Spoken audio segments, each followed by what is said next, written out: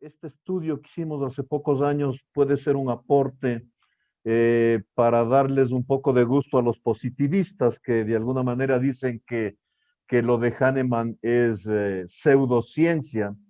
Pretendo con este trabajo demostrar desde el punto positivista que, que no hay tal pseudociencia. Lo que ustedes hacen es una ciencia pura.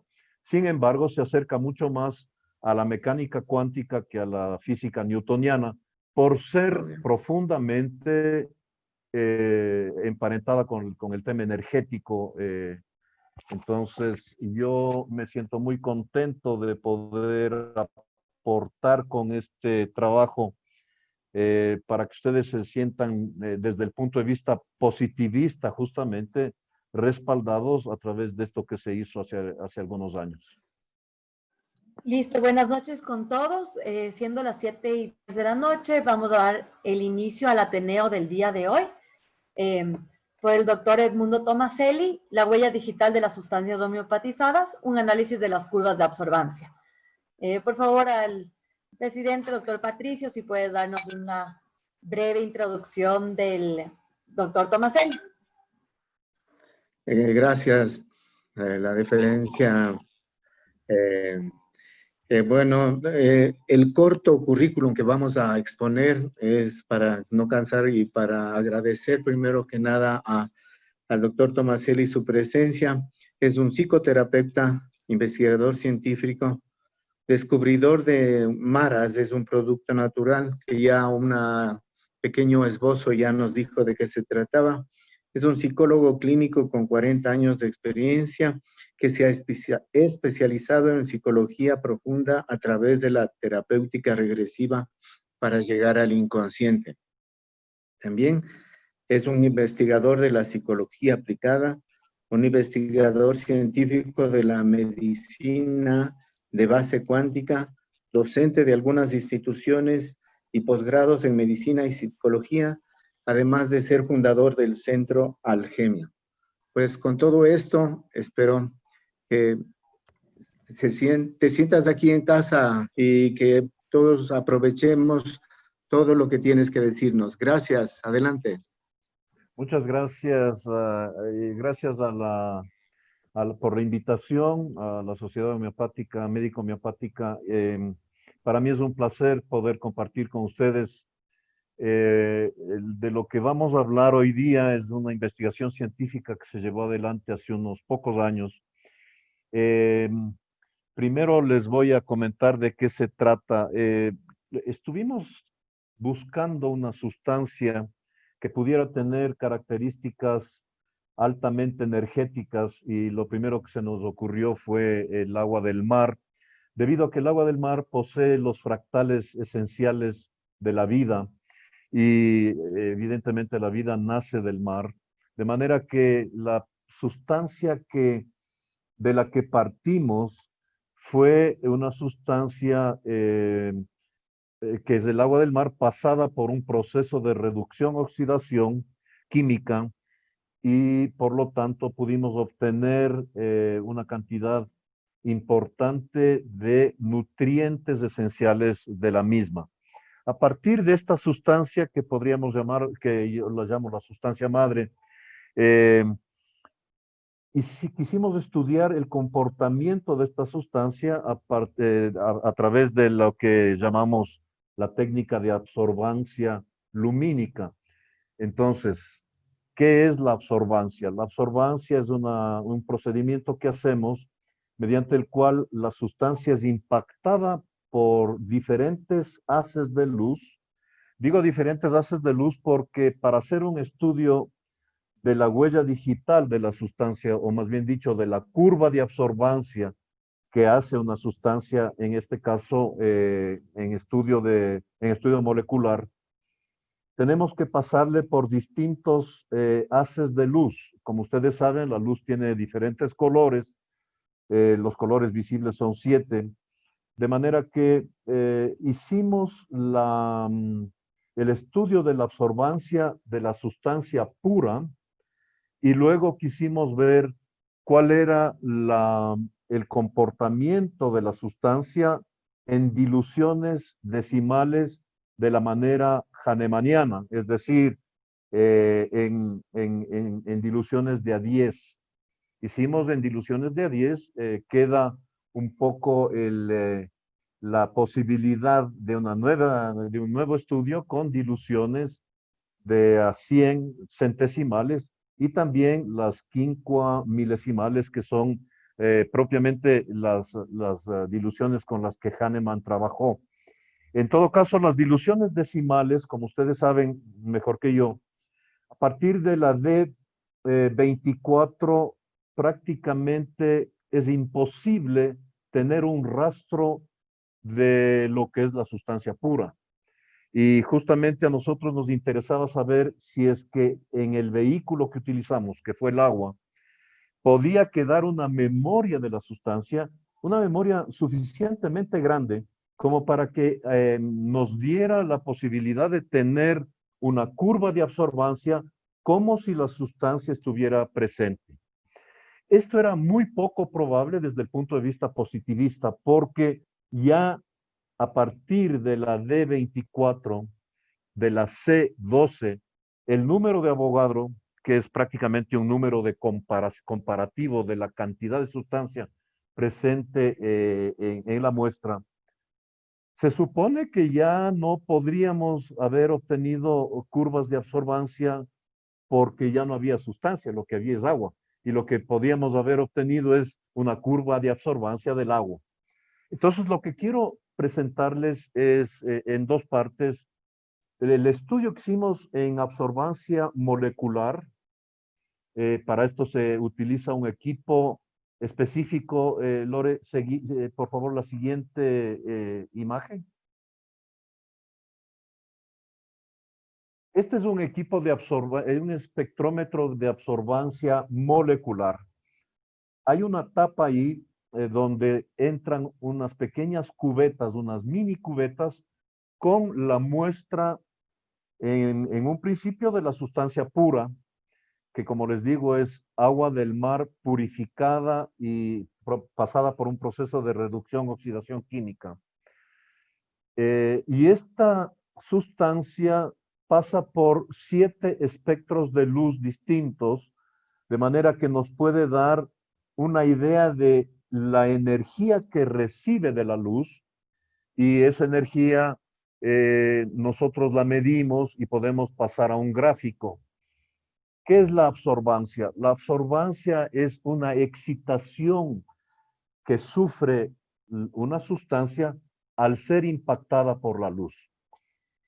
Entonces, a través del espectrómetro de absorbancia molecular, podemos tener una idea de cómo se comporta la sustancia pura y luego ver qué pasa con la sustancia disuelta de la manera hahnemanniana en diluciones decimales.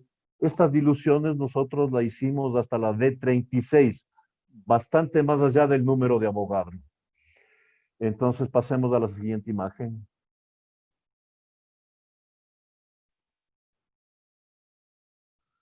La ley de Lambert-Beer dice que una fracción de la luz absorbida por una muestra, esa absorción es mayor cuanto más grande es el número de moléculas sobre las que incide la radiación lumínica.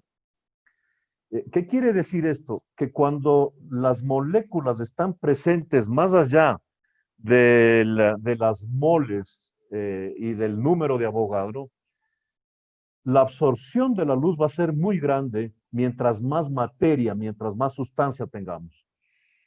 Esto, desde el punto de vista del positivismo científico, diría que si una sustancia es disuelta, mientras más disuelta, menos absorbancia, menos impacto lumínico va a tener la sustancia y por lo tanto menos reacción energética va a tener, porque ¿qué es lo que ocurre cuando la luz incide en una sustancia? La sustancia se excita momentáneamente. Esta sustancia puede ser una molécula, puede ser un isótopo, puede ser un átomo, incluso puede ser una partícula atómica. Recibe luz, se excita y luego vuelve al estado normal. Esta es la fórmula de la absorbancia lumínica. Entonces, la suposición que hacemos desde el punto de vista del positivismo científico o de la física de Newton es que si la sustancia está disuelta, mientras más disuelta esté, menos absorbancia lumínica va a tener. En otras palabras, va a ser menos excitada energéticamente por la luz. Esto dice el positivismo, pero vamos a ver qué es lo que ocurrió con nuestra sustancia. Pasemos a la siguiente imagen. En nuestras muestras tenemos acá 3 curvas de absorbancia. Aquí tengo que indicarles que esta es una escala en nanómetros que nos da una idea de cómo es el impacto de la luz. A los 400 nanómetros estamos hablando de luz infrarroja, de luz violeta. Más atrás de los 400 nanómetros estamos hablando de luz ultravioleta. Y en el segmento de la derecha, a partir de los 800 nanómetros, estamos hablando de la luz infrarroja. Y más allá de los 800 nanómetros tenemos la luz, la luz roja a los 800 y más allá la luz infrarroja. En la mitad está la luz azul, la luz verde, la luz índiga, violeta, etc. En nuestra sustancia presenta una actividad mayor de impacto lumínico en el segmento ultravioleta, es decir, menos de 400 nanómetros, y el impacto de luz es muy pequeño, o sea, la excitación energética de la sustancia es muy pequeña a partir de los 900, de los 850 nanómetros. Ustedes ven ahí 3 curvas de absorbancia que serían como la huella digital de esta agua de mar procesada. Lo que nosotros llamamos la solución madre está en la mitad de las curvas. Hicimos una sustancia multipotencia en distintas decimales, siguiendo los números de la progresión Fibonacci, que es una progresión que se encuentra en toda la naturaleza. Hicimos una sustancia de varias potencias diluidas y como ustedes ven, la sustancia disuelta también hizo una curva de absorbancia. Una parte de esa sustancia estaba mucho más allá del D24. Y lo que nosotros llamamos maras, que es esta sustancia de la que les estoy hablando, maras plus es un maras más concentrado y como ustedes ven, también hace una curva de absorbancia similar a la de la solución madre. De manera que la primera sorpresa fue que en el maras disuelto, en multipotencias y dentro de la escala Fibonacci, se hace una curva de absorbancia muy importante, como si la sustancia estuviera presente. Esta fue la primera sorpresa que tuvimos desde el punto de vista científico. Vamos a ver lo que pasó luego. Sigamos a la siguiente imagen. Pusimos a la sustancia dentro de soluciones con vinagre al 50% y también pusimos la solución madre expuesta a luz ultravioleta durante 3 horas y vimos que la curva, la huella de la absorbancia cambió totalmente. Se aplanó la curva y nos dimos cuenta que tanto el vinagre como la luz ultravioleta generaba un impacto importantísimo en la sustancia, tan importante que la huella digital cambió totalmente. Esta podría ser otra sustancia, no de la que estamos hablando. De manera que encontramos que tanto el vinagre como las ultravioletas y más adelante también el tabaco disuelto en agua, generaban un impacto importante en la sustancia. A la vez, debo decirles que la sustancia disuelta en agua, pero con el 5% de brandy, no presentó cambios en la curva de absorbancia, de manera que la sustancia mezclada con brandy no cambió la curva de absorbancia. Esto es importante porque el alcohol, en este caso el brandy, puede mantener a lo largo de muchísimo tiempo una sustancia sin que se dañe. De manera que pudimos demostrar que en este caso el alcohol no generaba cambios hasta el 5%. Más allá, no les puedo decir porque no, nuestra experimentación llegó hasta ese punto. Les voy a ser muy preciso en los números para que no tengamos algún tipo de tergiversación de lo que fue la investigación. Sigamos.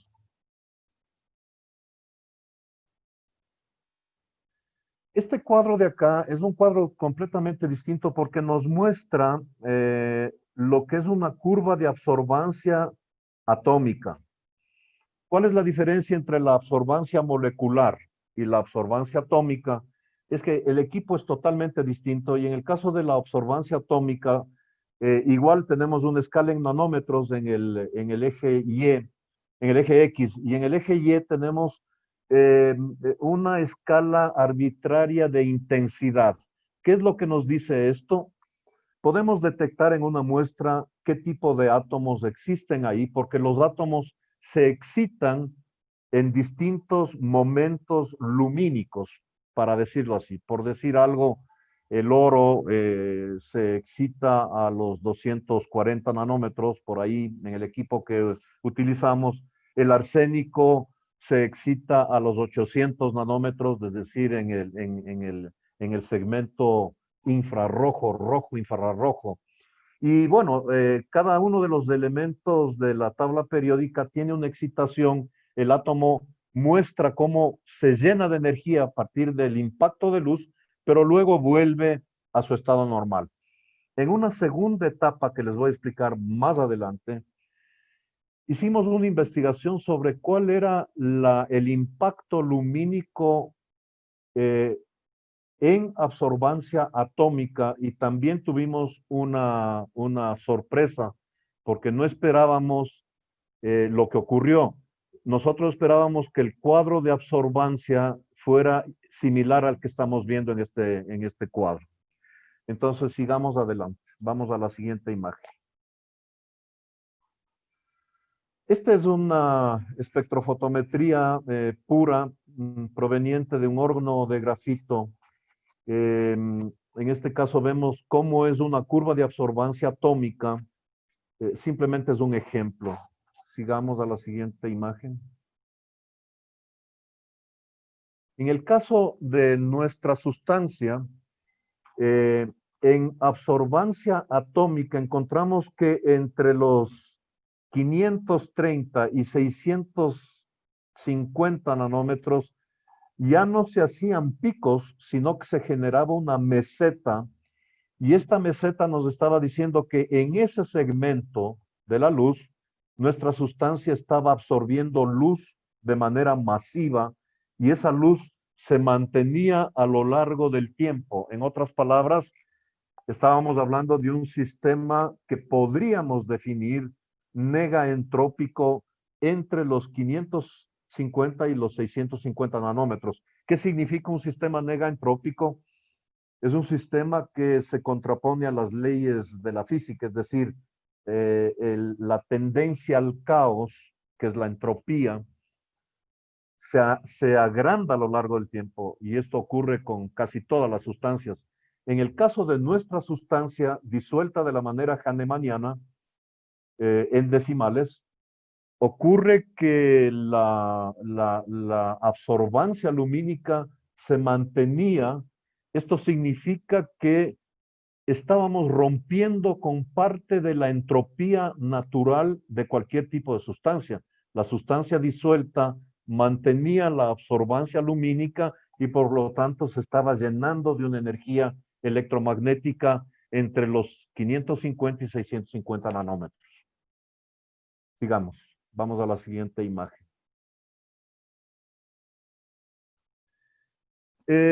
Más adelante hicimos una modificación de la esencia, ¿cómo les diría?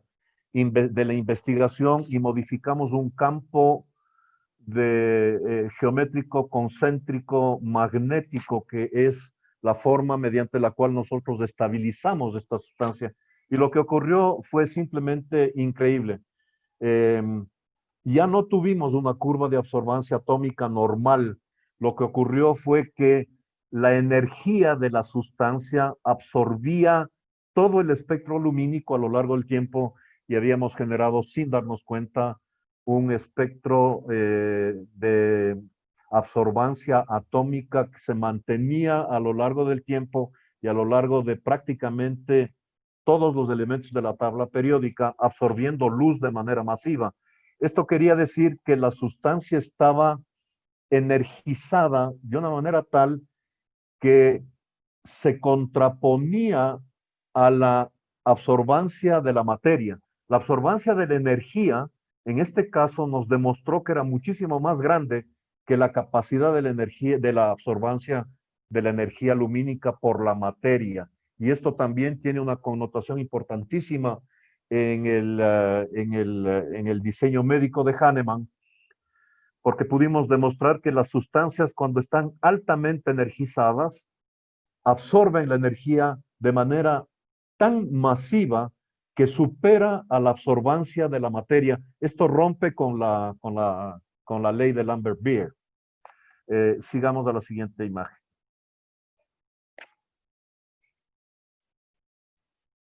Vamos a otras, después volvemos sobre este. A la siguiente imagen.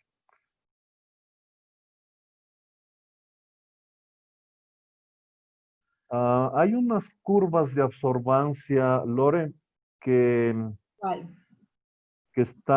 que tienen que ver con las diferentes diluciones. Yo te indico, pasemos. Ok, en la número 7 y luego la número 8. Esta imagen es muy importante porque estamos hablando de que hicimos un estudio de absorbancia lumínica para ver cómo se comportaba la sustancia en diferentes diluciones hasta la D35. Las diluciones que hicimos fueron de manera progresiva y secuencial, tal como hacen ustedes los homeópatas, es decir, 1 en 10 de esa dilución de la sustancia pura en 10 de agua, sacamos un cc y mezclamos con 10 otra vez de agua, le energizamos succionando y de esa dilución obtenemos un cc y mezclamos con 10 de agua pura y así sucesivamente hasta la D35. Lo que ustedes ven aquí es que la curva de absorbancia o la huella digital de la sustancia pura es muy similar a las diferentes diluciones decimales. Si ustedes ven la D35, que es en color verde, está más o menos en la mitad del cuadro y tiene una curva exacta, muy parecida a la de la sustancia pura. Las diferentes diluciones actuaban de manera, podríamos decir, la absorbancia lumínica cambia levemente de acuerdo a la dilución, pero la curva de absorbancia es prácticamente la misma. Hay dos diluciones que en este caso, en el caso de la sustancia que les estoy hablando, cambian de manera importante. La una es la D29, perdón, la D28 y la otra es la D30. La dilución 28 y la dilución 30, como ustedes están viendo, sale de la forma típica que tenemos en el resto de diluciones y en la solución madre. De manera que, pero todas las demás se mantienen con la misma curva de absorbancia original. Esto nos demuestra una cosa de manera importantísima y es que las sustancias energizadas en el caso nuestro, a partir de la D24, cuando ya no tenemos moléculas en el agua, aparentemente ya no hay moléculas de la sustancia pura porque hemos pasado el número de Avogadro. Sin embargo, el agua es como que tuviera una memoria, es como que el agua mantuviera la información de la sustancia original, aunque aparentemente, aunque efectivamente desde el punto de vista científico ya no hay moléculas que estén recibiendo la luz. La que estaba recibiendo la luz ahí fundamentalmente a partir de la D24, D25 hasta la D35, era el agua, aparentemente el agua pura. Eh, Esto nos dice que el agua, entre otras cosas, porque el agua es uno de los elementos más extraños del universo, el agua, entre otras cosas, se expande con el frío, cosa que no ocurre con ninguna otra sustancia. El agua tiene una memoria, como estamos demostrando acá. El agua recibió información de la sustancia y se mantuvo más allá del número de Avogadro. Es un solvente universal. El agua reacciona ante la información. En los estudios del doctor Masaru Emoto, el agua, los cristales hexagonales del agua cambiaban de acuerdo a la emoción de la persona que estaba frente a ella. Si una persona estaba con iras, los cristales se deformaban. Otra cosa, el agua, cuando recibe amor, cuando recibe frecuencias elevadas, el agua mantiene la hexagonalidad original de los cristales. De manera que el agua, en este caso, nosotros pudimos demostrar que definitivamente es un vehículo que recibe, almacena y transmite información como si la sustancia estuviera presente. La diferencia es que al dinamizarla y al disolverla de manera tan gigantesca, la sorpresa que tuvimos es que la curva de absorbancia se mantenía como si la sustancia estuviera presente. Vamos a la siguiente imagen. Bueno, esto ya vimos, efectivamente nos dimos cuenta que habían sustancias que podían afectar de manera importante el comportamiento de la curva de absorbancia, es decir, de la recepción lumínica de la sustancia y de su reacción energética a la luz. Ya vimos que tanto el vinagre como el tabaco, como las ultravioletas impactaban negativamente sobre la curva de absorbancia. Básicamente, este es el estudio que quería mostrarles. Si volvemos a la curva de absorbancia atómica en la meseta esa grande, Lore, a la anterior, por ahí está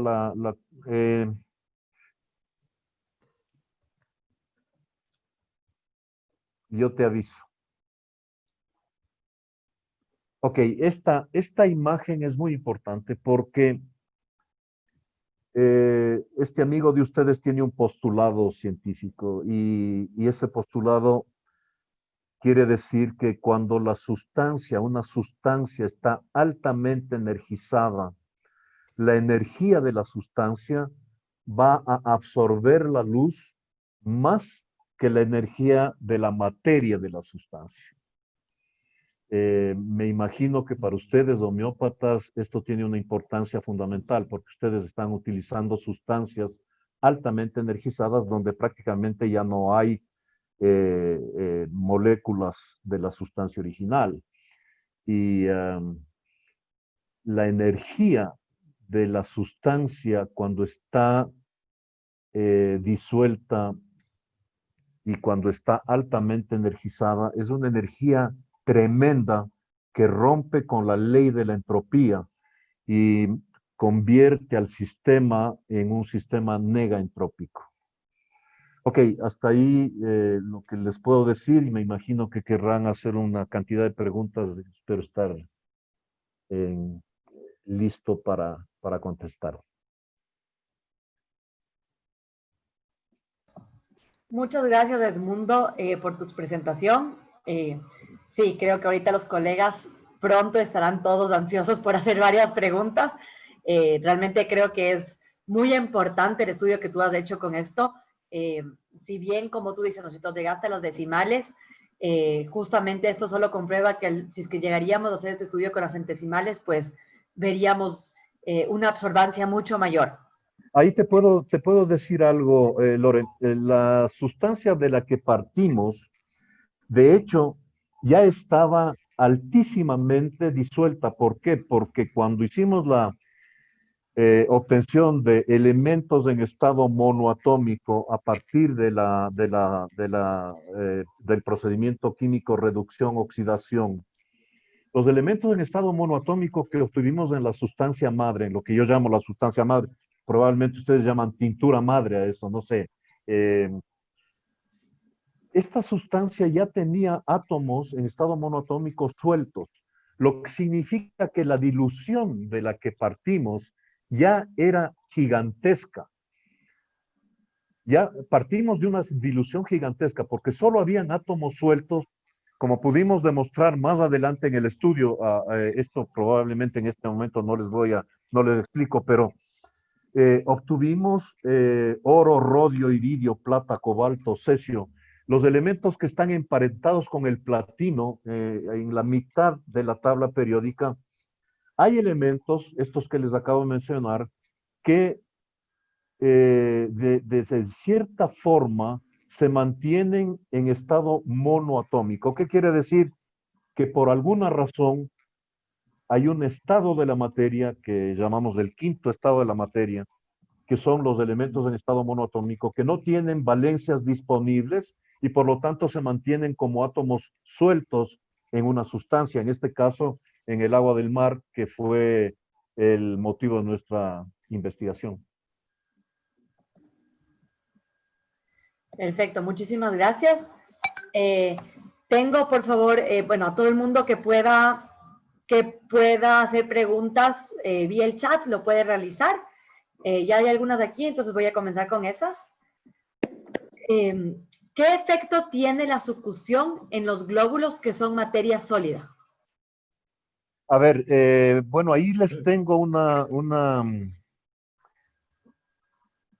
nosotros hicimos una experiencia que tenía que ver con la evaporación del agua para ver cómo se comportaba la sustancia en la solución madre, cómo se comportaba la sustancia física. Y la sustancia física, efectivamente, en nuestro caso, tuvo un comportamiento completamente distinto. La curva de absorbancia se aplanó casi completamente, de manera que la sustancia, una vez que estuvo evaporada, esto no está respondiendo la pregunta exactamente, pero les estoy dando una idea de lo que hicimos. Cuando evaporamos el agua, la sustancia se comportó de una manera totalmente distinta. No hemos hecho una investigación sobre la sustancia ubicada en los globulitos de azúcar que hacen ustedes. Esto estaría por investigarse. Es decir, acá vamos a tener un montón más de cuestionamientos, de preguntas sin responder que de respuestas concretas, porque la investigación se trata de una sustancia muy específica. Ahora, también tengo que aclararles algo. Para mí, la teoría de Hahnemann tiene muchísimo más que ver con la mecánica cuántica que con la física newtoniana, de manera que necesitamos de fórmulas y de métodos dentro de la mecánica cuántica más que de la física newtoniana para poder explicar algunos de los fenómenos de la medicina de Hahnemann. Perfecto, muchas gracias. La siguiente pregunta es, ¿cómo se relaciona estas investigaciones con las que realizó Luc Montagnier? No sé si que estaba al tanto de la investigación de Luc Montagnier. No, no estoy al tanto. ¿No? No. Bueno, entonces tal vez no la puede responder ahora, pero bueno, la investigación de Luc Montagnier hizo sobre justamente que el agua tiene memoria. Ah, ok, Entonces, bueno. Entonces, que el agua mantiene la memoria de la sustancia con la que estuvo en contacto, por más que la sustancia ya no esté físicamente allí. Bueno, la investigación que les acabo de presentar es justamente sobre eso, ¿no? Es decir, las curvas de absorbancia se mantuvieron más allá de la D24, lo cual demuestra que ya no había sustancia, sin embargo, el agua se estaba comportando bajo el efecto del impacto del rayo de luz, como si la sustancia estuviera presente, de manera que efectivamente el agua en nuestra investigación mantiene una memoria, definitivamente mantiene una memoria y mantiene la energía esencial de la sustancia. Como les acabo de mostrar en la curva de absorbancia atómica que hicimos. Perfecto, muchas gracias. Otra pregunta que tenemos aquí es, trabajo con las dinamizaciones en LM, que es la 50 milesimal, que no estoy segura si estás al tanto de eso. Nosotros tenemos decimal, centesimal y la 50 milesimal. Si es que no hiciste, ¿no es cierto?, estudios con eso, ¿qué esperarías observar en ese tipo de dinamizaciones? Esperaría observar lo que ustedes están viendo en la imagen de la curva de absorbancia atómica. Esperaría observar una absorbancia lumínica que ocupe todo el espectro posible de luz.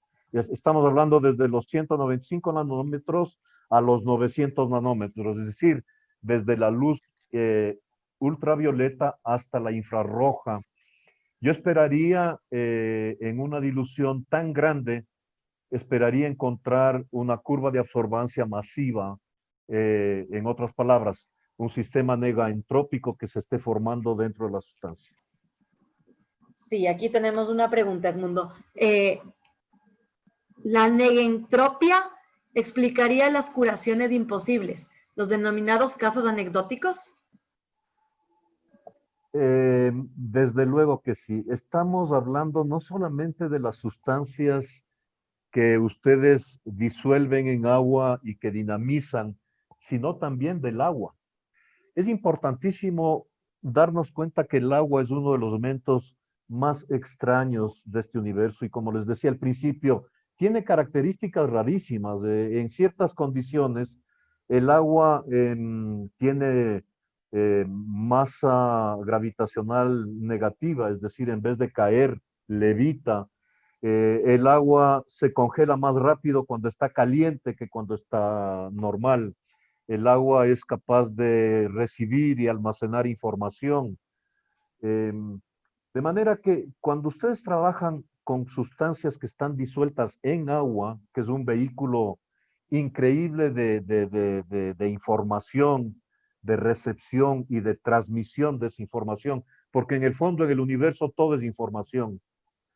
Si entramos en un sistema negaentrópico, efectivamente, el fenómeno de la negaentropía explicaría curaciones que ustedes hacen con medicaciones homeopáticas.